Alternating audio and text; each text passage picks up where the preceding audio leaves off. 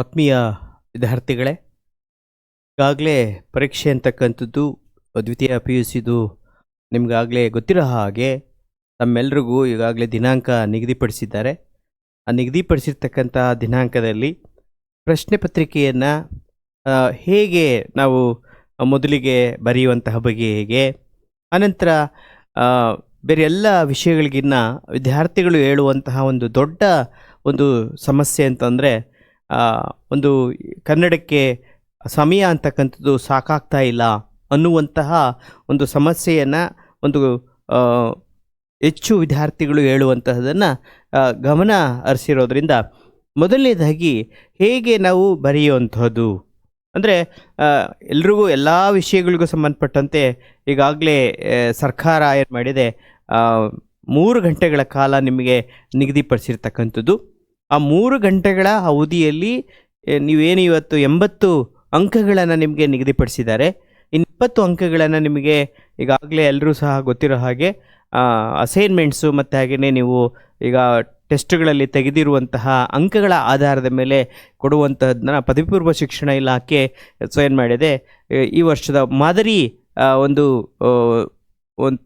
ಪರೀಕ್ಷೆಯನ್ನು ತಮ್ಮೆಲ್ರಿಗೂ ಸಹ ಈಗಾಗಲೇ ಹೊಸ ಮಾದರಿಯ ಪರೀಕ್ಷೆಯನ್ನು ಹೊಸ ಮಾದರಿಯ ಪ್ರಶ್ನೆ ಪತ್ರಿಕೆಯನ್ನು ಪ್ರಸ್ತುತಪಡಿಸ್ತಾ ಇದೆ. ಹಾಗಾಗಿ ಈ ಒಂದು ಪ್ರಶ್ನೆ ಪತ್ರಿಕೆಯನ್ನು ಬರೆಯುವಂತಹ ಸಂದರ್ಭದಲ್ಲಿ ನಾವು ಅನುಸರಿಸಬೇಕಾದಂತಹ ಕೆಲವೊಂದು ನಿಯಮಗಳನ್ನು ತಿಳಿಸೋದ್ರ ಜೊತೆಗೆ ಈ ಒಂದು ಮಾದರಿ ಪ್ರಶ್ನೆ ಪತ್ರಿಕೆಯಲ್ಲಿ ಈ 2 ವಿದ್ಯಾರ್ಥಿಗಳನ್ನು ಗಮನದಲ್ಲಿಟ್ಕೊಂಡು, ಒಂದು 80ಕ್ಕೆ 80 ತೆಗೆಯುವಂತಹ ವಿದ್ಯಾರ್ಥಿಗಳು ಯಾವ ಒಂದು ಕೆಲವೊಂದು ನಾನು ಕೊಡುವಂಥ ಸೂಚನೆಗಳನ್ನು ಅನುಸರಿಸಬೇಕು, ಮತ್ತು ನನಗೆ ಕನ್ನಡ ತುಂಬ ಕಷ್ಟ ಆಗ್ತಾ ಇದೆ ಅಂತಕ್ಕಂತಹ ವಿದ್ಯಾರ್ಥಿಗಳಿಗೂ ಸಹ ಉಪಯುಕ್ತವಾಗುವಂತಹ ರೀತಿಯಲ್ಲಿ ಈ ದಿನ ನಾನು ಈ ಒಂದು ಮಾದರಿ ಪ್ರಶ್ನೆ ಪತ್ರಿಕೆಯನ್ನು ವಿವರಿಸ್ತೀನಿ. ತಾವುಗಳೆಲ್ಲೂ ಸಹ ಗಮನವಿಟ್ಟು ಕೇಳಿದ್ರೆ ನಿಮಗೆ ಅತ್ಯಂತ ಸೂಕ್ತವಾಗಿರ್ತಕ್ಕಂತಹ ಮತ್ತು ಸಮಯವನ್ನು ಬಳಸಿಕೊಳ್ಳುವಂತಹ ಬಗೆ ಹೇಗೆ ಎಂಬುದನ್ನು ಈ ಒಂದು ವಿಡಿಯೋದಲ್ಲಿ ನಿಮಗೆ ತಿಳಿಸ್ಕೊಡ್ತಾ ಇದ್ದೀನಿ.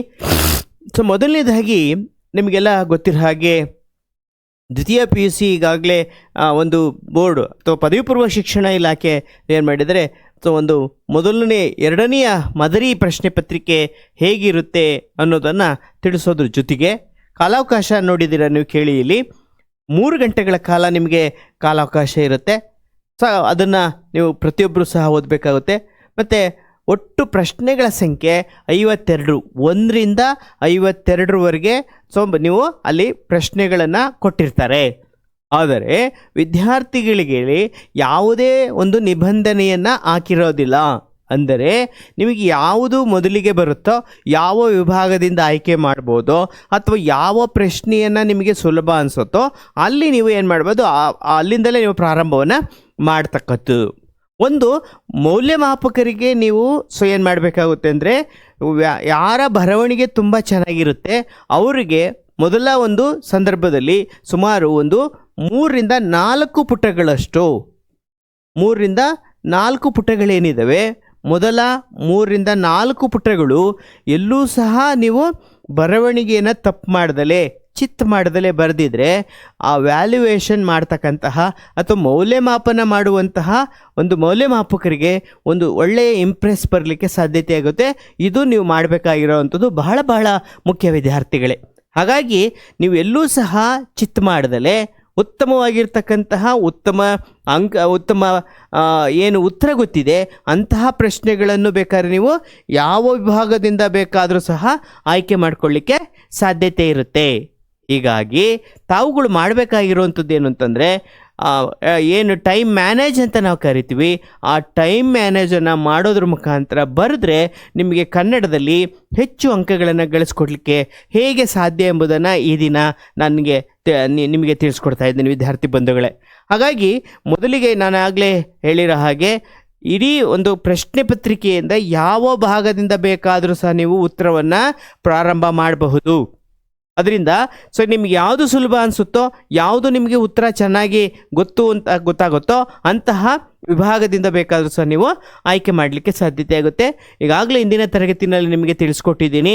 ಗದ್ಯ ಭಾಗ ಇರುತ್ತೆ, ಪದ್ಯ ಭಾಗ ಇರುತ್ತೆ, ಅದರ ಜೊತೆಗೆ ಅಲ್ಲಿ ಏನು ಗ್ರಾಮರ್ ಇರುತ್ತೆ, ನಾಟಕ ಏನು ಕೃಷ್ಣಗೌಡರ ಆನೆ ಇದೆ ಅಲ್ಲಿಂದಲೂ ಸಹ ನಿಮಗೆ ಇರ್ತಕ್ಕಂಥದ್ದು ಅಂತ ಹೇಳ್ಬೋದು.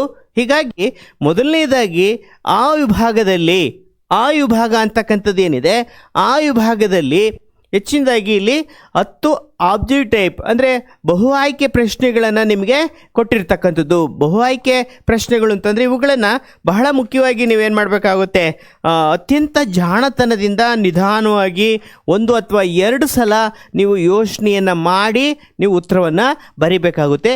ಏಕೆಂದರೆ ಅದರಲ್ಲೂ ಸಹ ಕನ್ನಡ ಕಷ್ಟ ಅನ್ನುವಂತಹ ವಿದ್ಯಾರ್ಥಿಗಳಿಗೆ ಒಂದು ರೀತಿ ವರದಾನದ ಪ್ರಶ್ನೆಗಳು ಅಂದರೆ ತಪ್ಪಾಗಲಾರದು.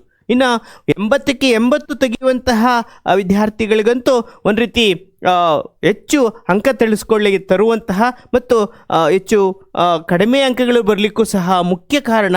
ಏಕೆಂದರೆ ಎಲ್ಲ ಬೇರೆ ಪ್ರಶ್ನೆಗಳಿಗೆ ಉತ್ತರ ಮಾಡಿರ್ತೀರ, ಆದರೆ ಗಾಬರಿ ಮಾಡಿಕೊಂಡು ಏನು ಮಾಡಿರ್ತೀರ, ಓದುವಂತಹ ವಿದ್ಯಾರ್ಥಿಗಳು ಇಲ್ಲಿ ಅಂಕಗಳನ್ನು ಕಳೆದುಕೊಳ್ಳುವಂತಹ ಹೆಚ್ಚು ಸಾಧ್ಯತೆಗಳಿರೋದ್ರಿಂದ ನಿಧಾನವಾಗಿ ಬಹು ಆಯ್ಕೆ ಪ್ರಶ್ನೆಗಳನ್ನು ನೀವು ಹೆಚ್ಚು ಉತ್ತರಗಳನ್ನು ತಿಳ್ಕೊಂಡು ಬರೀಲಿ ಅನ್ನೋ ಕಾರಣಕ್ಕೋಸ್ಕರ ಈ ದಿನ ಮಾದರಿ ಪ್ರಶ್ನೆ ಪತ್ರಿಕೆ 2 ಇವುಗಳನ್ನು ತಿಳಿಸ್ಕೊಡ್ತಾ ಇದ್ದೀನಿ ಮಕ್ಕಳೇ. ಮೊದಲಿಗೆ ಇಲ್ಲಿ ರಾವಣನ ರೂಪು ಸೀತಾದೇವಿಗೆ ತೃಣಕಲ್ಪಮಾಯಿತು, ಪತಿಭಕ್ತಿಯೊಳ ವನಿತೆಯ ತೆರದಿಂ ಸದ್ಭಾವನೊಳಕೊಂಡ ಪುಣ್ಯವತಿಯರ್ ಸತಿಯರ್ ಅಂತಕ್ಕಂತಹ ಒಂದು ಪದ್ಯಭಾಗವನ್ನು ಈಗಾಗಲೇ ಏನು ಕದಡಿದ ಸಲಿಲಂ ಅಂತಕ್ಕಂಥ ಪದ್ಯಭಾಗದಿಂದ ಆಯ್ಕೆ ಮಾಡಿಕೊಟ್ಟಿರ್ತಕ್ಕಂಥದ್ದು. ಅದರಲ್ಲಿ ಇಲ್ಲಿ ಅದರ ಉತ್ತರ ಏನು ಅಂತಂದರೆ ಮುಖ್ಯವಾಗಿ ಸೀತೆ ರಾಮನಲ್ಲಿ ಸದ್ಭಾವನೊಳಗೊಂಡ ಪುಣ್ಯವತಿ ಅಂತಕ್ಕಂತಹ ಉತ್ತರವನ್ನು ನೀವಲ್ಲಿ ಬರಿಬೇಕಾಗುತ್ತೆ. ಬೇರೆ ಬೇರೆ ಉತ್ತರಗಳನ್ನು ನಿಮಗೆ ಕೊಟ್ಟಿದ್ದಾರೆ. ಅಂದರೆ ಎಲ್ಲ ಸತಿಯರು ಪುಣ್ಯವತಿಯರೇ, ಸೀತೆಗೆ ರಾಮನಲ್ಲಿ ಹೆಚ್ಚು ಭಕ್ತಿ, ಸೀತೆ ರಾಮನಲ್ಲಿ ಸದ್ಭಾವನೊಳಗೊಂಡ ಪುಣ್ಯವತಿ, ಪತಿಭಕ್ತಿಯಲ್ಲಿ ಸದ್ಭಾವವು ತೃಣ ಸಮಾನ ಅಂತ ಹೇಳಿ ಕೊಟ್ಟಿರ್ತಕ್ಕಂಥದ್ದು. ಹೀಗಾಗಿ ಇದನ್ನೇ ಸರಿಯಾದಂತಹ ಉತ್ತರ, ಸೀತೆ ರಾಮನಲ್ಲಿ ಸದ್ಭಾವನೊಳಗೊಂಡ ಪುಣ್ಯವತಿ ಅಂತಕ್ಕಂಥದ್ದು ಸರಿಯಾಗಿರ್ತಕ್ಕಂತಹ ಉತ್ತರ ಆಗಿರೋದು. ಇದರಿಂದ 1 ಅಥವಾ 2 ಸಲ ನೀವು ಉತ್ತರವನ್ನು ನೋಡಿ ನಿಧಾನಕ್ಕೆ ಆಲೋಚನೆ ಮಾಡಿ ಬರೆದ್ರೆ ಅತ್ಯಂತ ಸೂಕ್ತ, ಒಳ್ಳೆಯ ಅಂಕಗಳು ಬಳಸ್ಕೊಳ್ಳಿಕ್ಕೆ ಸಾಧ್ಯತೆ ಆಗುತ್ತೆ ಅಂತ ಹೇಳ್ಬೋದು. ಸೊ ಅದಾದ ನಂತರ ಎರಡನೆಯ ಒಂದು ಪ್ರಶ್ನೆ ಏನಿದೆ, ಗುರು ಹೇಗೆ ವರ್ತಿಸಬಾರದು, ವಚನದಿಂದ ಆಯ್ಕೆ ಮಾಡಿಕೊಂಡಿರ್ತಕ್ಕಂಥ ಒಂದು ಪ್ರಶ್ನೆ ಅಂತ ಹೇಳ್ಬೋದು. ಹಾಗಾಗಿ ಹೇಗೆ ಮತ್ತು ಇಲ್ಲಿ ಲಘುವಾಗಿ, ಘನತೆ ಉಳ್ಳವನಾಗಿ, ವಿನಯವಂತವನಾಗಿ, ಹಸನ್ಮುಖಿಯಾಗಿ ವರ್ತಿಸಬಾರದು ಅಂತ ಹೇಳಿ ವಚನಗಳಲ್ಲಿ ಬರುವಂತಹ ಒಂದು ಪ್ರಶ್ನೆ ಇದು. ಹಾಗಾಗಿ ಗುರುವೇ ಲಘುವೇ ಅಂತ ಹೇಳಿ ಒಂದು ಪದ್ಯದ ಭಾಗದಲ್ಲಿ ಬರುತ್ತೆ. ಹಾಗಾಗಿ ಗುರು ಹೇಗೆ ವರ್ತಿಸಬಾರದು ಅಂತಂದರೆ ಲಘುವಾಗಿ ವರ್ತಿಸಬಾರದು, ಇದಕ್ಕೆ ಸರಿಯಾಗಿರ್ತಕ್ಕಂತಹ ಉತ್ತರ.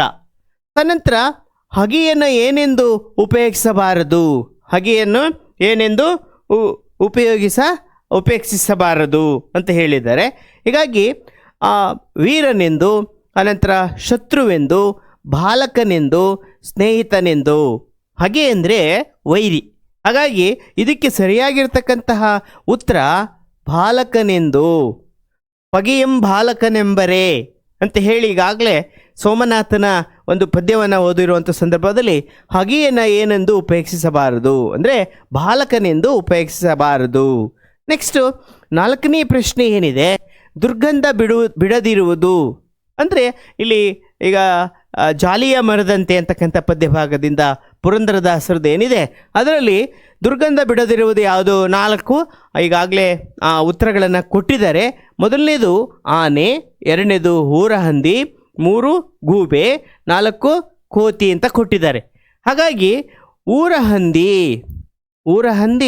ಏನು ಮಾಡಿದೆ, ದುರ್ಗಂಧ ಬಿಡದಿರುವುದು ಅಂತಕ್ಕಂಥದ್ದು ಪದ್ಯಭಾಗದಲ್ಲಿ ಬರುವಂತಹ ಒಂದು ಪದ ಆಗಿರೋದ್ರಿಂದ ಅದರ ಸರಿಯಾದಂಥ ಉತ್ತರ ಯಾವುದು ಊರಹಂದಿ ಅಂತ ಹೇಳಿ ನೀವು ಅಲ್ಲಿ ಬರಿಬೇಕಾಗುತ್ತೆ. ನೆಕ್ಸ್ಟು ಹುಸಿನಿದ್ದೆ ಸಾಕು ಎಂದು ಕವಿ ಹೇಳಿರುವುದು ಅಂತ ಹೇಳಿ GS ಶಿವರುದ್ರಪ್ಪನವರು ಹೇಳಿರೋಂತಹ ಒಂದು ಏನಿದೆ ಅದಕ್ಕೆ ಉತ್ತರ ತೂಕಡಿಸುವವರಿಗೆ, ಅನಂತರ ಮುದುಕರಿಗೆ, ಗಾಢ ನಿದ್ರೆಯಲ್ಲಿರುವವರಿಗೆ, ನೆಕ್ಸ್ಟು ಹಾಗೆ ಮಕ್ಕಳಿಗೆ ಅಂತ ಹೇಳಿ ಈ ಒಂದು ಪದ್ಯದಲ್ಲಿ ಏನು ಮಾಡಿದ್ದಾರೆ, ಮಕ್ಕಳಿಗೆ ಹೇಳಿರ್ತಕ್ಕಂಥದ್ದು ಹುಸಿನಿದ್ದೆ ಸಾಕು ಹೇಳಿ ಅಂತಕ್ಕಂಥ ಮಾತನ್ನು ಹೇಳುವಂಥ ಸಂದರ್ಭದಲ್ಲಿ ಆ ಪದ್ಯ ಭಾಗದಲ್ಲಿ ನಿಮಗೆ ಉತ್ತರ ಇದೆ. ಹಾಗಾಗಿ ನೀವು ಅದನ್ನು ನೀವಲ್ಲಿ ಬರಬೇಕಾಗುತ್ತೆ ವಿದ್ಯಾರ್ಥಿಗಳೇ. ಅನಂತರ ನಾಗರಿಕತೆಯ ಉನ್ನತಿಯ ಆದರ್ಶದೊಡನೆ ಆರಂಭವಾಗುವ ಅಭಿವೃದ್ಧಿಯು ಏನಾಗುತ್ತದೆ? ವಾಲ್ಫರೈ ತಂದ ದುರಂತ ಅಂತ ಏನು ಗದ್ಯ ಭಾಗ ಇದೆ ಅದರಲ್ಲಿ ಬರುವಂತಹ ಒಂದು ಪ್ರಶ್ನೆ ಅಂತ ಹೇಳ್ಬೋದು. ಹೀಗಾಗಿ ಸದೃಢ ಮೊದಲನೇದಾಗಿ ದೂರದೃಷ್ಟಿ ಒಳನೋಟವಿರುವ ಅಭಿವೃದ್ಧಿ ಆಗಿರುತ್ತದೆ, ಮನುಕುಲದ ಪತನಕ್ಕೆ ಕಾರಣವಾಗುತ್ತದೆ, ಮಾನವ ಸಾಮರ್ಥ್ಯಕ್ಕೆ ದಕ್ಕಿದ ವಿಜಯ ಪತಾಕಿಯಾಗಿರುತ್ತದೆ, ಸದೃಢ ಆರ್ಥಿಕತೆಗೆ ಸಹಕಾರಿಯಾಗಿದೆ ಅಂತ ಹೇಳಿ ಏನು ಇಲ್ಲಿ ಆ ಒಂದು ಸಂದರ್ಭದಲ್ಲಿ ನಿಮಗೆ ಅನ್ವಯ ಆಗ್ತಕ್ಕಂಥ ರೀತಿಯಲ್ಲಿ ಪ್ರಶ್ನೆಯನ್ನು ಕೇಳಿದ್ದಾರೆ ಅಂದರೆ ಮಾನವನ ಸಾಮರ್ಥ್ಯಕ್ಕೆ ದಕ್ಕಿದಂತಹ ವಿಜಯ ಪತಾಕಿಯಾಗಿರುತ್ತದೆ ಅಂತ ಹೇಳಿ ನೀವು ಆಯ್ಕೆಯನ್ನು ಮಾಡಿಕೊಂಡಿರಬೇಕಾಗುತ್ತೆ. ಏಕೆಂದರೆ ಇವೆಲ್ಲವೂ ಸಹ ಒಂದು ವಾಕ್ಯದ ಪ್ರಶ್ನೆಯಲ್ಲಿ ನಿಮಗೆ ಉತ್ತರಗಳು ಈಗಾಗಲೇ ನೀವು ಸಿಕ್ಕಿರೋದ್ರಿಂದ ಹಿಂದೆ ಎಲ್ಲ ಏನು ಮಾಡ್ತಾಯಿದ್ರು, ಇದೇ ಪ್ರಶ್ನೆಗಳನ್ನು ಒಂದು ವಾಕ್ಯದಲ್ಲಿ ಬರೆಸ್ತಾ ಇದ್ರು. ಆದರೆ ಪ್ರಸ್ತುತ ದಿನಗಳಲ್ಲಿ ಏನು ಮಾಡಿದರೆ ನಿಮ್ಮ ಪಠ್ಯಭಾಗದಲ್ಲಿ ಅಥವಾ ಪದ್ಯಭಾಗದಲ್ಲಿ ಬರುವಂತಹ ಒಂದು ವಾಕ್ಯದ ಪ್ರಶ್ನೆಗಳಿಗೆ ನೇರವಾಗಿರ್ತಕ್ಕಂತಹ ಪ್ರಶ್ನೆಗಳನ್ನು ಇಲ್ಲೇ ಕೊಟ್ಟು ಬರೆಸುವಂತಹ ಒಂದು ಪರಿಪಾಠವನ್ನು ಈ ವರ್ಷದಿಂದ ಮಾಡ್ತಾ ಇರ್ತಕ್ಕಂಥದ್ದು. ನಂತರ ಹಾಗೇನೇ ಇದಕ್ಕೆ ನೀವು ಉತ್ತರಗಳನ್ನು ಮತ್ತೆ ನೀವು ಗಮನದಲ್ಲಿಟ್ಟುಕೊಂಡು ಓದಬೇಕಾಗುತ್ತೆ, ಮತ್ತು ತೋರಿಸಿರೋವಂಥದ್ದನ್ನ ನೀವು ಗಮನದಲ್ಲಿಟ್ಕೊಡ್ಬೇಕಾಗುತ್ತೆ. ಹಳ್ಳಿಯ ಚಹಾ ಪಳಾರದ ಅಂಗಡಿಯ ಹೆಸರು ಈಗ ಆ ಪದ್ಯದಲ್ಲಿ ಬರುತ್ತೆ. ಹಳ್ಳಿಯ ಚಹಾ ಹೋಟೆಲ್ಗಳು ಅಥವಾ ಅಂತ ಏನು ಬರುತ್ತೆ ಆ ಗದ್ಯ ಭಾಗದಲ್ಲಿ ಬರುವಂತಹ ಹಳ್ಳಿಯ ಚಹಾ ಪಳಾರದ ಅಂಗಡಿಯ ಹೆಸರು ಅಂತ 4 ಆಪ್ಷನ್ಸ್ ಕೊಟ್ಟಿದ್ದಾರೆ. 1 ಚಂದ್ರಭವನ, 2 ಇಂದ್ರಭವನ, 3 ರಾಜಭವನ, 4 ಗುರುಭವನ ಅಂತ ನಿಮಗೆ ಕೊಟ್ಟಿರ್ತಕ್ಕಂಥದ್ದು. ಹಾಗಾಗಿ ನೀವು ಒಂದು ಸ್ವಲ್ಪ ನೀವು ಕಾನ್ಸಂಟ್ರೇಟ್ ಮಾಡಿ ಓದುವಂಥ ಸಂದರ್ಭದಲ್ಲಿ ನಿಮಗೆ ಏಕಾಗ್ರತೆ ಬಳಸ್ಕೊಂಡ್ರೆ ಹಾಗಾಗಿ ಆ ಹಳ್ಳಿಯ ಚಹಾ ಪಳಾರದ ಅಂಗಡಿಯ ಹೆಸರು ಯಾವುದು? ಚಂದ್ರಭವನ ಹೋಟೆಲ್ ಅಂತ ಹೇಳಿ ಆ ಚಂದ್ರಭವನ ಹೋಟೆಲ್ನ ಇಲ್ಲಿ ಹೇಳುವಂಥದ್ದು. ಹಾಗಾಗಿ ಬೇರೆ ಬೇರೆ ಇವುಗಳನ್ನು ನಿಮಗೆ ಒಂದು ರೀತಿ ಕನ್ಫ್ಯೂಷನ್ನ ಮಾಡಲಿಕ್ಕೋಸ್ಕರ ಕೊಟ್ಟಿರ್ತಾರೆ. ಆದರೆ ನೀವು 1 or 2 ಟೈಮ್ಸ್ ನೀವು ಓದಿದ್ದೇ ಆದಲ್ಲಿ ಬೇಗ ನಿಮಗೆ ಸಮಯದ ಅವಧಿ ಕಡಿಮೆ ತೆಗೆದುಕೊಳ್ಳುತ್ತೆ, ಮತ್ತು ನೀವು ಹೆಚ್ಚು ಅಂಕಗಳನ್ನು ಗಳಿಸ್ಕೊಡ್ಲಿಕ್ಕೂ ಸಹ ನೀವು 10 ಅಂಕಗಳಿಗೆ 10 ಅಂಕಗಳನ್ನು ತೆಗೆದುಕೊಳ್ಳುವಂಥ ಸಂದರ್ಭದಲ್ಲಿ ಬಹಳ ಮುಂಜಾಗ್ರತೆ ಕ್ರಮವನ್ನು ನೀವು ಗಮನ ಹರಿಸಬೇಕಾಗುತ್ತೆ ವಿದ್ಯಾರ್ಥಿ ಬಂಧುಗಳೇ. ಏಕೆಂದರೆ ಸರಿಯಾದಂಥ ಉತ್ತರವನ್ನು ಗಾಬರಿಯಿಂದ ಹಾಕಬೇಡಿ. ನೀವು 1 ಸಲ 2 ಸಲ ಆಲ್ರೆಡಿ ಓದಿರ್ತೀರ, ಆ ಓದಿದ್ದನ್ನು ಗಮನ ಇಟ್ಟು ಆನಂತರ ಮತ್ತೊಮ್ಮೆ ಓದಿ ಸರಿ ಉತ್ತರವನ್ನು ಬರೆದ್ರೆ ಒಳ್ಳೆಯದಾಗುತ್ತೆ. ಅನಂತರ ಇನ್ನು 8ನೇದು, ಅಲ್ರಿ ಲೈನ್ ಮೇಲೆ ಬಿದ್ದ ಮರ ತೆಗೆದು ಹಾಕೋದು ಕಾನೂನು ಬಾಹಿರ ಕೆಲಸ ಅಂತ ನಿಮ್ಮ ಬಾಯಲ್ಲೇ ನಾನು ಕೇಳ್ತಿರೋದು. ನಿಮ್ಮ ಡಿಪಾರ್ಟ್ಮೆಂಟ್ನ ಮರ ಅವನ ಡಿಪಾರ್ಟ್ಮೆಂಟ್ನ ಕಂಬದ ಮೇಲೆ ಬಿದ್ದರೆ ಅವನು ಅದನ್ನು ತೆಗೆದು ಹಾಕಬೇಕೋ ಬೇಡವೋ ಹೇಳಿ? ಲೇಖಕರ ಈ ಮಾತುಗಳಿಗೆ ಈ ಕೆಳಗಿನ ಯಾವ ಹೇಳಿಕೆ ಸೂಕ್ತ ಸ್ಪಷ್ಟನೆಯಾಗಿದೆ? ಇದು ಸಹ ಪೂರ್ಣಚಂದ್ರ ತೇಜಸ್ವಿಯವರ ಕೃಷ್ಣೇಗೌಡರ ಆನೆಯಲ್ಲಿ ಬರುವಂತಹ ಒಂದು ಪ್ರಸಂಗವನ್ನು ತೆಗೆದುಕೊಂಡು ನಿಮಗಿಲ್ಲಿ ಪ್ರಶ್ನೆಯನ್ನು ಕೇಳಿದ್ದಾರೆ. ಹೀಗಾಗಿ ಇಲ್ಲಿ ಏನು ಇದಕ್ಕೆ ಸರಿಯಾದಂತಹ ಉತ್ತರ ಅಂತಂದರೆ ನೋಡಿ, ಮರ ತೆಗೆಯೋದು ಕಾನೂನು ಬಾಹಿರ ಕೆಲಸ, ನಂತರ ಮರ ಬೀಳುತ್ತಲೇ ಇರುತ್ತೆ, ತೆಗೆಯುವುದು ನಿಮ್ಮ ಕರ್ತವ್ಯ, ಲೈನ್ ಮೇಲೆ ಮರ ಬೀಳೋದು ಸಾಮಾನ್ಯ ಸಂಗತಿ, ಲೈನ್ ಮೇಲೆ ಬಿದ್ದ ಮರ ತೆಗೆಯೋದು ತಪ್ಪಲ್ಲ ಅನ್ನೋದು ಇದಕ್ಕೆ ಸರಿಯಾಗಿರ್ತಕ್ಕಂತಹ ಉತ್ತರ. ಹಾಗಾಗಿ ಲೈನ್ ಮೇಲೆ ಬಿದ್ದಂತಹ ಮರ ತೆಗೆಯೋದು ತಪ್ಪಲ್ಲ, ತೆಗಿಬೇಕು ಅಂತಕ್ಕಂಥ ಒಂದು ಪ್ರಶ್ನೆಯನ್ನು ನಾವಿಲ್ಲಿ ನಿಮಗೆ ಕೊಟ್ಟಿರೋವಂಥದ್ದು.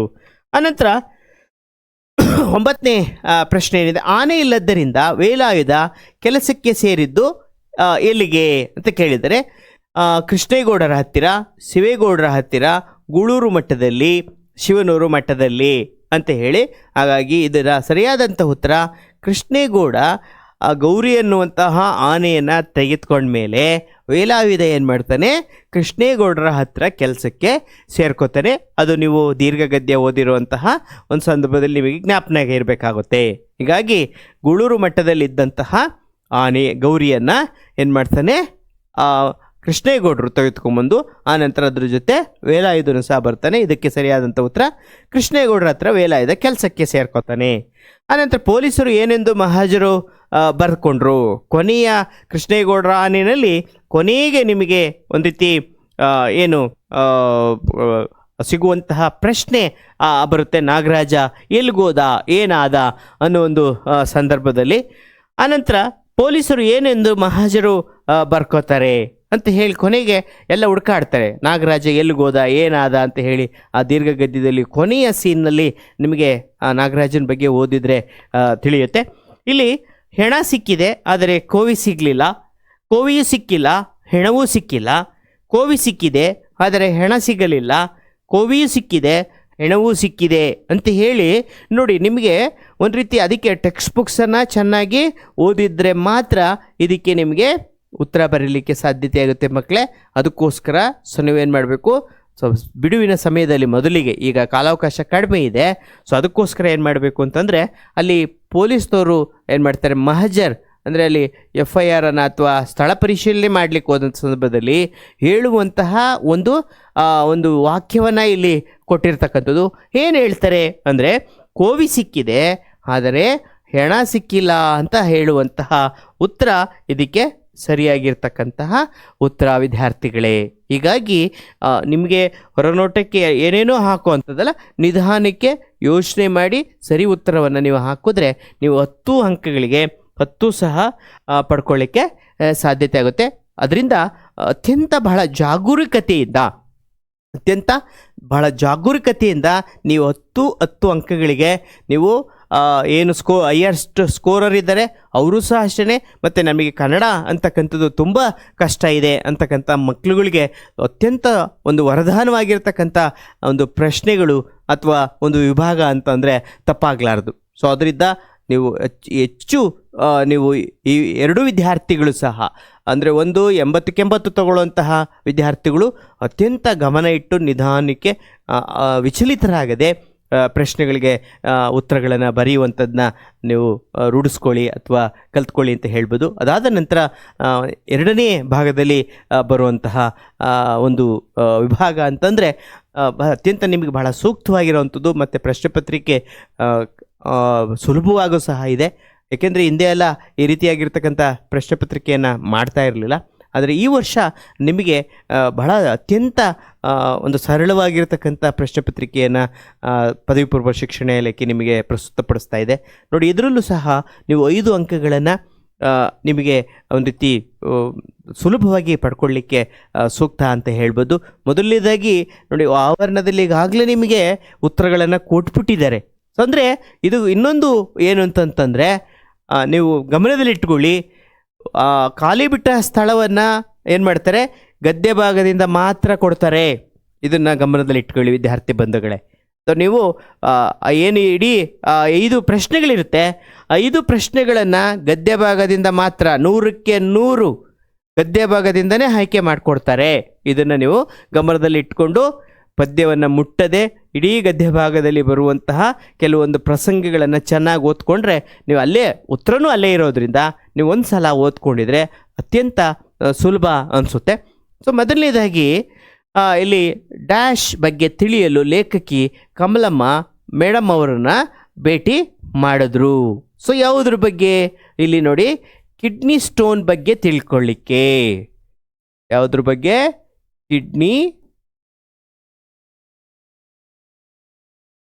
ಕಿಡ್ನಿ ಸ್ಟೋನ್ ಬಗ್ಗೆ ಅವ್ರು ಏನು ಮಾಡ್ತಾರೆ, ಅವ್ರ ಮನೆಗೆ ಹೋಗ್ತಾರೆ. ಹೋಗಿ ನಿಮಗೆ ಹೆಂಗಾಯಿತು ಏನಾಯಿತು ಅಂತ ಒಂದು ನೇಮಿಚಂದ್ರ ಅವರ ಇದರಲ್ಲಿ ಲೆಸನಲ್ಲಿ ಬರುತ್ತೆ. ಹಾಗಾಗಿ ಕಿಡ್ನಿ ಸ್ಟೋನ್ ಬಗ್ಗೆ ತಿಳಿಯಲು ಲೇಖಕಿ ಕಮಲಾ ಮೇಡಮ್ ಅವರನ್ನು ಭೇಟಿ ಮಾಡಿದರು. ಉತ್ತರ ಇಲ್ಲೇ ಇದೆ ನೋಡಿ. ಅದನ್ನು ಬರಿಬೇಕಾದರೂ ಅಷ್ಟೇ ವಿದ್ಯಾರ್ಥಿಗಳೇ, ಅತ್ಯಂತ ಗಮನ ಇಟ್ಟು ಸ್ಪೆಲ್ಲಿಂಗ್ಸನ್ನು ತಪ್ಪಿಲ್ದಲೇ ಬರೆಯುವಂಥದ್ದು. ಯಾಕೆಂದರೆ ಕೆಲವು ಬೇರೆ ಬೇರೆ ಭಾಷೆಯ ಮಕ್ಕಳುಗಳಿರೋದ್ರಿಂದ, ತಮಿಳ್ ಭಾಷೆಯಿಂದ ಬರುವಂಥ ಮಕ್ಕಳುಗಳಿರ್ತೀರ, ತೆಲುಗಿಂದ ಬಂದಿರೋವಂಥವ್ರು ಇರ್ತೀರ, ಹಿಂದಿ ಮತ್ತು ಬೇರೆ ಬೇರೆ ರಾಜ್ಯದ ಮಕ್ಕಳುಗಳಿಗೆ ಒಂದು ಸ್ವಲ್ಪ ಕನ್ನಡ ಕಷ್ಟ ಆಗಿರೋದ್ರಿಂದ ನಿಮಗೆ ಇಲ್ಲಿ ಇರುವಂತಹದನ್ನು ಭಾಳ ನಿಧಾನಕ್ಕೆ ಯೋಚನೆ ಮಾಡಿ ತಪ್ಪಿಲ್ದಲೇ ಬರೆದ್ರೆ ನಿಮಗೆ ಪೂರ್ಣಾಂಕಗಳು ದೊರಕಿಸ್ಕೊಳ್ಳಿಕ್ಕೆ ಸಾಧ್ಯತೆ ಆಗುತ್ತೆ. ಇದನ್ನು ಎಲ್ಲರೂ ಪರಿಪಾಲನೆ ಮಾಡಿರಿ ಅಂತ ಹೇಳ್ತಾ, ಆನಂತರ ಸ್ಥಳೀಯ ಭಾಷೆ ಕಲಿಯದ ಅನ್ಯ ಭಾಷಿಕರು ಡ್ಯಾಶ್ ಆಗುತ್ತಾರೆ ಅಂತ ಹೇಳಿ ಇಲ್ಲಿ ಪ್ರಶ್ನೆಯನ್ನು ಕೇಳಿದ್ದಾರೆ. ಏನಾಗ್ತಾರೆ ಅಂತಂದರೆ, ಒಂದು ರೀತಿ ಸ್ಥಳೀಯ ಭಾಷೆಯನ್ನು ಕಲಿಯದಂಥ ಅನ್ಯ ಭಾಷಿಕರು ಡ್ಯಾಶ್ ಆಗ್ತಾರೆ. ಇಲ್ಲಿ ದ್ವೀಪಜೀವಿಗಳು ದ್ವೀಪ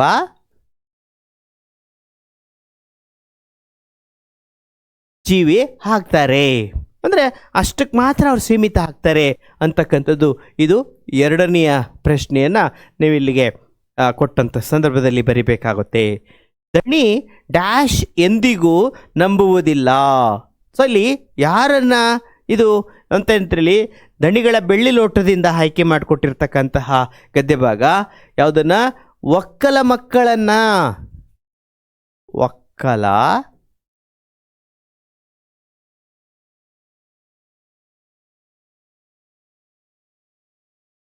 ಒಕ್ಕಲ ಮಕ್ಕಳ ನಂಬೋದಿಲ್ಲ, ಒಕ್ಕಲ ಮಕ್ಕಳನ್ನ ನಂಬೋದಿಲ್ಲ ಅಂತಕ್ಕಂಥದ್ದು ಈಗ ಆಲ್ರೆಡಿ ಇಲ್ಲಿ ನಿಮಗೆ ಉತ್ತರ ಕೊಟ್ಟಿದ್ದಾರೆ. ಅದನ್ನು ನೀವು ನಿಧಾನಕ್ಕೆ ನೋಡಿಕೊಂಡು ಅಲ್ಲಿ ಆ ಖಾಲಿ ಜಾಗದಲ್ಲಿ ಬರಿಬೇಕಾಗುತ್ತೆ. ವಿಜ್ಞಾನದ ಅಡಿಪಾಯ ಸೊ ಯಾವುದು ಅಂತ ಕೇಳಿದರೆ, ವಿಜ್ಞಾನದ ಅಡಿಪಾಯ ಇಲ್ಲಿ ಮುಖ್ಯವಾಗಿ ಏನು ಅಂತಂದರೆ ಪ್ರಶ್ನೆ ಕೇಳುವಂತಹದ್ದು. ಹೇಗೆ, ಏನು, ಯಾವಾಗ ಅಂತ ಏನು ಕರಿತೀವಿ,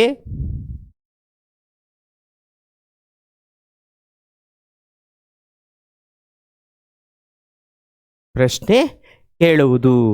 ಪ್ರಶ್ನೆ ಕೇಳುವುದು ಅಂತ ಏನಿದೆ ವಿಜ್ಞಾನದ ಅಡಿಪಾಯ. ಹೌದು, ಹೇಗೆ, ಎಲ್ಲಿ, ಯಾವಾಗ, ಏನು ಅಂತ ಒಂದು ಪ್ರಶ್ನೆ ಇದೆಯಲ್ಲ, ಅದರ ವಿಜ್ಞಾನದ ಅಡಿಪಾಯವೇ ಪ್ರಶ್ನೆ ಕೇಳ್ತಕ್ಕಂಥದ್ದು. ಸೊ ಇಲ್ಲಿ ಉತ್ತರ ಇದೆ. ಸೊ ಅದನ್ನು ನೀವು ಅಲ್ಲಿ ಬರಿಬೇಕಾಗುತ್ತೆ. ಗಾಬರಿ ಇಲ್ಲದೆ ಅದನ್ನು ತಪ್ಪಿಲ್ಲದೆ ಬರಿಬೇಕಾಗುತ್ತೆ. ನೆಕ್ಸ್ಟು, ಮನೋರಮೆ ಡ್ಯಾಶ್ ಕತೆ ಹೇಳಬೇಕೆಂದು ಕೇಳಿದಳು. ಸೊ ಕೊನೆಯ ಗದ್ಯ ಭಾಗ ಏನಿದೆ ಅದರಲ್ಲಿ ಬರುವಂತಹದ್ದು. ಸೊ ಯಾವ ಕಥೆಯನ್ನು ಹೇಳಬೇಕು ಅಲ್ಲಿ, ಏನು ರಾಮಾಯಣ ಕತೆ ಹೇಳಬೇಕಾ ಅಂತ ಹೇಳಿ ಆ ಗದ್ಯ ಭಾಗದಲ್ಲಿ ಬರುವಂಥ ಪರಿಸ್ಥಿತಿನೆಲ್ಲ ಹೇಳ್ತಾನೆ. ಆನಂತರ ಬೇರೆ ಬೇರೆ ಕಥೆಗಳನ್ನು ಇಲ್ಲ ನನಗೆ ಶ್ರೀರಾಮಾಶ್ವಮೇಧ ಕಥೆಯನ್ನು ಹೇಳು ಅಂತ ಹೇಳುವಂತಹದ್ದು ಶ್ರೀ ರಾಮಾಶ್ವಮೇಧ.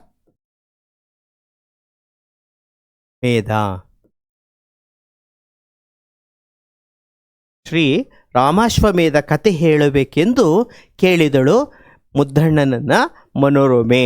ನೋಡಿ, ಹೀಗೆ ನೀವು ತಪ್ಪಿಲ್ದಲೇ ನೀವು ಈ ಥರದ ಉತ್ತರಗಳನ್ನು ನೀವು ಬೇಗ ಒಂದೊಂದು ಅಂಕಗಳು ಸಹ ಬಹಳ ಮುಖ್ಯ ಆಗಿರೋದ್ರಿಂದ ಅಲ್ಲೇ ಉತ್ತರ ಇರುತ್ತೆ. ಸ್ವಲ್ಪ ನೀವು ಜಾಣತನವನ್ನು ಉಪಯೋಗಿಸಿದ್ರೆ ಒಳ್ಳೆಯದು ವಿದ್ಯಾರ್ಥಿ ಬಂಧುಗಳೇ. ಅದಾದ ನಂತರ ಇನ್ನು ವಂದಿಸಿ ಬರೆಯಿರಿ.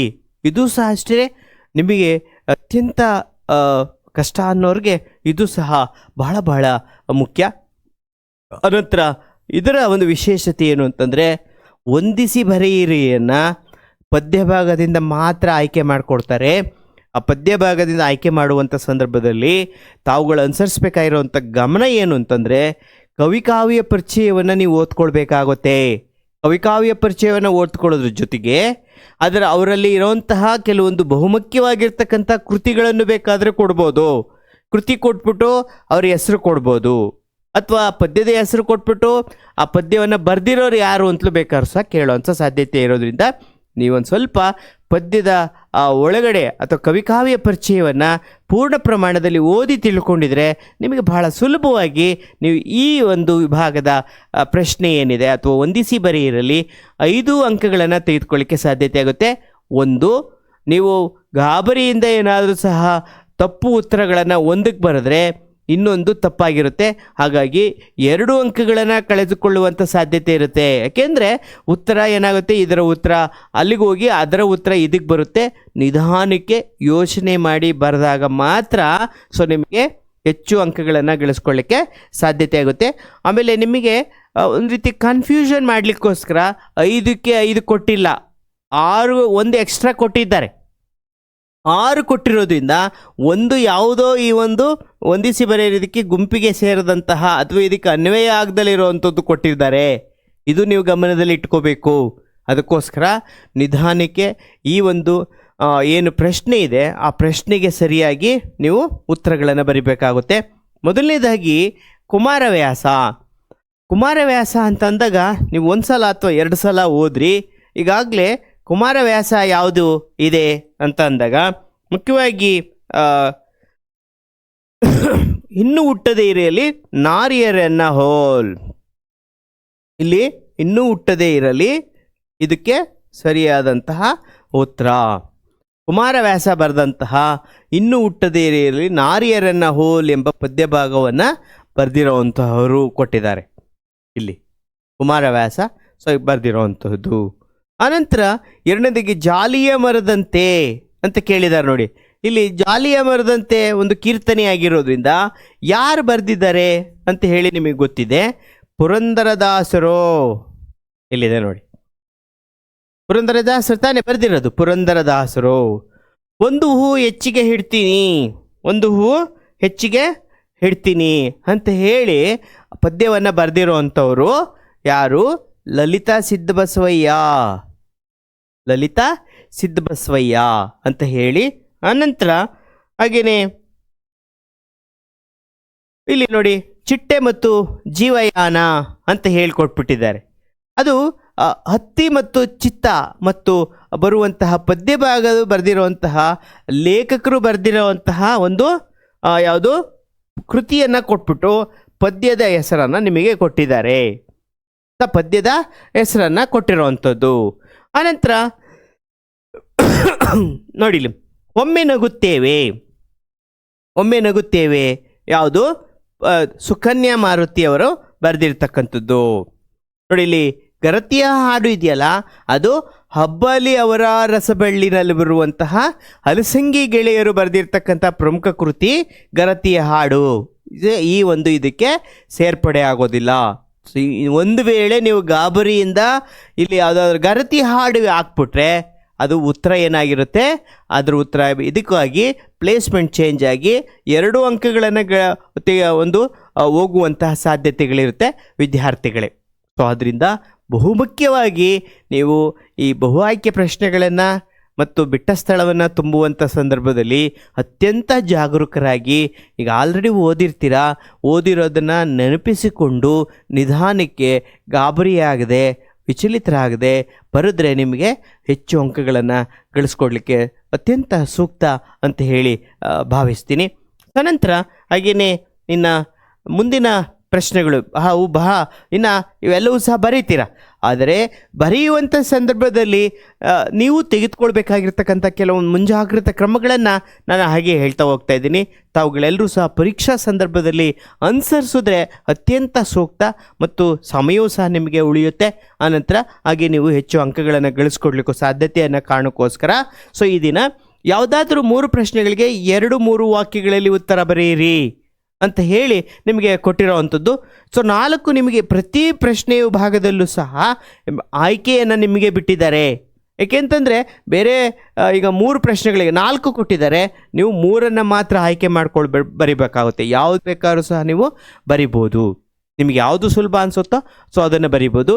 ಬರೆಯುವಂಥ ಸಂದರ್ಭದಲ್ಲಿ ಅಂಕಗಳನ್ನು ನೋಡಿಕೊಂಡು ಎಷ್ಟು ಅಂಕಗಳಿದೆ ಅಂದರೆ 2 ಅಂಕಗಳಿಗೆ ಮಾತ್ರ ಇಲ್ಲಿ ನೋಡ್ಕೊಟ್ಟಿದ್ದಾರೆ, 2 ಅಂಕಗಳನ್ನು ಮಾತ್ರ ಇಟ್ಟಿದ್ದಾರೆ. ಅಂದರೆ 2 ಅಂಕಕ್ಕೆ ಎಷ್ಟು ಸಂದರ್ಭದಲ್ಲಿ ಅಂದರೆ 3ರಿಂದ 4 ಸಾಲುಗಳನ್ನು ಮಾತ್ರ ಬರೀರಿ. 3ರಿಂದ 4 ಸಾಲುಗಳನ್ನು ಮಾತ್ರ ನೀವು ಬರಿಬೇಕಾಗುತ್ತೆ ವಿದ್ಯಾರ್ಥಿಗಳೇ. ಏಕೆಂದರೆ ಉತ್ತರ ಗೊತ್ತಿದೆ ಅಂತ ಹೇಳಿ ನೀವು ಬರೆಯುವಂಥ ಸಂದರ್ಭದಲ್ಲಿ ಬರೆಯೋಕ್ಕೆ ಹೋಗ್ತೀರಾ, ಬೇರೆ ಪ್ರಶ್ನೆಗಳಿಗೆ ನಿಮಗೆ ಉತ್ತರ ಬರೆಯೋಕ್ಕೆ ಸಮಯ ಸಿಗೋದಿಲ್ಲ. ಆಗೇನು ಮಾಡುತ್ತೆ? ಇಂಬ್ಯಾಲೆನ್ಸ್ ಆಗುತ್ತೆ.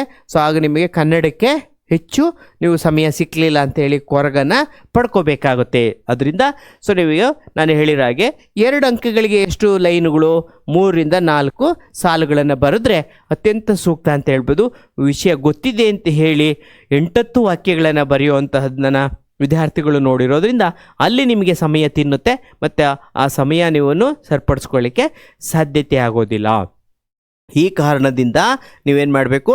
2 ಅಂಕಗಳಿಗೆ ಎಷ್ಟು ಪ್ರಶ್ನೆಗೆ ಉತ್ತರ ಇದೆ ಬರಿಬೇಕು. ನೀವು 3ರಿಂದ 4 ಸಾಲು ಮಾತ್ರ ಬರಿಬೇಕಾಗುತ್ತೆ.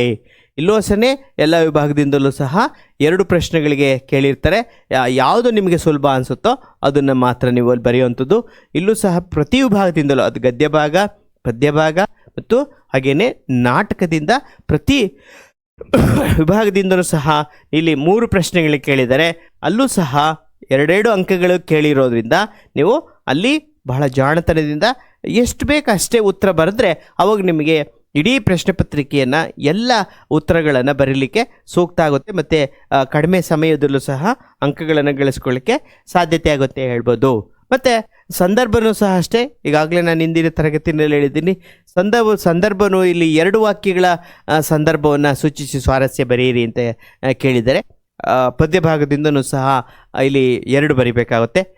ಈಗಾಗಲೇ ನಾನು ನಿಮಗೆ ಹೇಳ್ಕೊಟ್ಟಿದ್ದೀನಿ, ಪದ್ಯವನ್ನು ಆ ಸಂದರ್ಭವನ್ನು ಬರಿಬೇಕಾದ್ರೆ 3 ಅಂಕಗಳಿರುತ್ತೆ. ಒಂದು ಯಾವ ಪದ್ಯ ಭಾಗದಿಂದ ಆಯ್ಕೆ ಮಾಡಿಕೊಳ್ಳಿದೆ ಅಂತೇಳಿ 1 ಲೈನಲ್ಲಿ ಬರೀರಿ, 2ನೇ ಲೈನಲ್ಲಿ ಯಾರು ಯಾರಿಗೆ ಹೇಳಿದ್ರು ಅಂತ ಬರೀರಿ, 3ನೇ ಲೈನಲ್ಲಿ ಆ ಸಂದರ್ಭದ ಸ್ವಾರಸ್ಯವನ್ನು ಬರೆದಾಗ ಮಾತ್ರ ನಿಮಗೆ 3 ಅಂಕಗಳು ಗಳಿಸ್ಕೊಡ್ಲಿಕ್ಕೆ ಸಾಧ್ಯತೆ ಆಗುತ್ತೆ.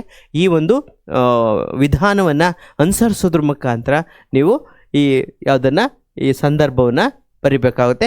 ಇಲ್ಲೂ ಸಹ ಅಷ್ಟೇ, ಪ್ರತಿ ವಿಭಾಗದಿಂದಲೂ ಸಹ ಪದ್ಯ ಭಾಗದಿಂದನೂ ಸಹ ಕೇಳ್ತಾರೆ, ಗದ್ಯ ಭಾಗದಿಂದನೂ ಸಹ ಕೇಳ್ತಾರೆ, ನಾಟಕದಿಂದನೂ ಸಹ ಕೇಳಿರೋದ್ರಿಂದ ನೋಡಿ, ಇಲ್ಲಿ ಈ 2 ಪ್ರಶ್ನೆಗಳನ್ನು ಕೊಟ್ಟಿದ್ದಾರೆ, ಒಂದನ್ನು ಬರೀರಿ ಅಂತ ಕೇಳಿದ್ದಾರೆ, ಒಂದನ್ನು ಮಾತ್ರ ನೀವು ಆಯ್ಕೆ ಮಾಡ್ಕೊಳ್ಬೇಕು. ಇಲ್ಲೂ ಸಹ ಅಷ್ಟೇ 2 ಪ್ರಶ್ನೆಗಳನ್ನು ಕೊಟ್ಟಿದ್ದಾರೆ, ಸೊ ಇಲ್ಲಿ 3 ಕೊಟ್ಟಿದ್ದಾರೆ, ಒಂದನ್ನು ಆಯ್ಕೆ ಮಾಡ್ಕೊಂಡು ಬರೀಬೇಕಾಗುತ್ತೆ. ಅದಾದ ನಂತರ ಇಲ್ಲಿ ಇನ್ನು ಈ ವಿಭಾಗದಲ್ಲಿ ನೋಡಿರಿ, ಯಾವುದಾದ್ರೂ 2 ಪ್ರಶ್ನೆಗಳಿಗೆ 5-6 ವಾಕ್ಯಗಳಲ್ಲಿ ಬರೀರಿ ಅಂತೆ. ಇಲ್ಲೂ ಸಹ ಅಷ್ಟೇ, ಒಂದಕ್ಕೆ 4 ಅಂಕಗಳನ್ನು ಕೊಟ್ಟಿದ್ದಾರೆ. ಸೊ ಆ 4 ಅಂಕಗಳಿಗೆ ಸಂಬಂಧಪಟ್ಟಂತೆ ನೀವು ಸುಮಾರು 7-8 ವಾಕ್ಯದಲ್ಲಿ ನೀವು ಬರಿಬೇಕಾಗುತ್ತೆ, ಅದರ ಸಾರಾಂಶವನ್ನು ಬರಿಬೇಕಾಗುತ್ತೆ. ಆಗ ನೀವು ಇಲ್ಲಿ 3-4 ವಾಕ್ಯ ಬರೆದುಬಿಟ್ರೆ ನಿಮಗೆ 4 ಅಂಕಗಳು ಬರಲಿಕ್ಕೆ ಸಾಧ್ಯತೆ ಇಲ್ಲ. ಇದು ಗಮನ ಇಟ್ಟು ಪ್ರಶ್ನೆಗೆ ಸರಿಯಾದಂತಹ ಉತ್ತರವನ್ನು ಮತ್ತು ಅಷ್ಟೇ ಪ್ರಮಾಣದ ಉತ್ತರಗಳನ್ನು ನೀವು ಅಲ್ಲಿ ಬರಿಬೇಕಾಗುತ್ತೆ. ಹೀಗಾಗಿ ಸೊ ನಿಮಗೆ ಯಾವುದು ಸುಲಭ ಅನಿಸುತ್ತೋ 2 ಪ್ರಶ್ನೆಗಳನ್ನು, ಇಲ್ಲೂ ಸಹ ನಿಮಗೆ ಆಯ್ಕೆ ಇದೆ, 3 ಪ್ರಶ್ನೆಗಳನ್ನು ಕೊಟ್ಟಿರ್ತಾರೆ, 2 ಪ್ರಶ್ನೆಗಳನ್ನು ಮಾತ್ರ ನೀವು ಅಲ್ಲಿ ಬರೆಯುವಂತಹದ್ದು. ಮತ್ತು ಮೌಲ್ಯಮಾಪನ ಮಾಡುವಂಥ ಸಂದರ್ಭದಲ್ಲಿ ನೀವು 3 ಪ್ರಶ್ನೆಗಳನ್ನು ಸಹ ಬರೆದಿರ್ತೀರ. ಅಲ್ಲಿ 3 ಪ್ರಶ್ನೆಗಳು ಬಂದಾಗ ಅಲ್ಲಿ ವ್ಯಾಲ್ಯೂಯೇಷನ್ ಮಾಡುವಂತಹವರು ಕೆಲವರು ವ್ಯಾಲ್ಯೂಯೇಷನ್ ಮಾಡುವಂಥ ಸಂದರ್ಭದಲ್ಲಿ ನಾವಲ್ಲಿ ಆಯ್ಕೆ ಮಾಡ್ಕೊಳ್ಳುವಂತಹ ಸಂದರ್ಭದಲ್ಲಿ ಏನು ಮಾಡ್ತಾರೆ ಅಂತಂದರೆ, 3ಕ್ಕೆ 3 ಬರೆದು ಹೋಗಿರುವಂಥ ವಿದ್ಯಾರ್ಥಿಗಳನ್ನು ಸಹ ನಾನು ವ್ಯಾಲ್ಯೂಯೇಷನ್ ಮಾಡುವಂಥ ಸಂದರ್ಭದಲ್ಲಿ ಗಮನ ಹರಿಸಿದ್ದೀನಿ.